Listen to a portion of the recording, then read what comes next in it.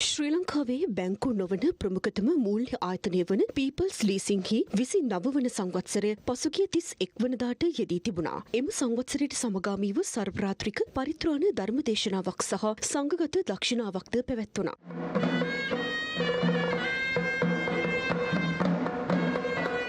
මෙම සංවත්සර සැමරුම් උත්සවය පැවැත්වුණේ පීපල්ස් ලීසිංහි සභාපති මහාචාර්ය අජන්ත සමරකෝන්, ප්‍රධාන විධායක නිලධාරී සාමාන්‍ය අධිකාරී සංජීව බණ්ඩාරනායක සහ ඉහළ කළමනාකාරීත්වයේ සහභාගීත්වයෙනුයි. මේ වෙනකොට මේ අවුරුදු 29 මං හිතන්නේ දශක 3කට කිට්ටු කාලයක් රටට ඊට අමතරව අපි විශේෂයෙන් ගනුදෙනු කරන සුළු හා මධ්‍ය පරිමාණ විවාසායකයන් සහ ඒ සියලු දෙනාටම ලොකු සේවයක් කරමින් මං හිතන්නේ දීර්ඝ ගමනක් මේනකොට ඇවිල්ලා තියෙනවා. මේ කැම්පේනය ගෙනියන්න ඕනේ අඩිතාලම අපි කවුරුත් එකතු වෙලා දාලා දෙමු. ඒක තමයි අපෙන් වෙන්න ඕනේ ඉදිරි පරම්පරාවට. ඒ වගේම මේ රටට අපි යම් දෙයක් සමාජයට දෙන්න ඕනේ. ඒකේ එක කොටසක් තමයි අපි වැඩ කරන තැනින් දෙන සමාජයට දෙන දායකත්වය.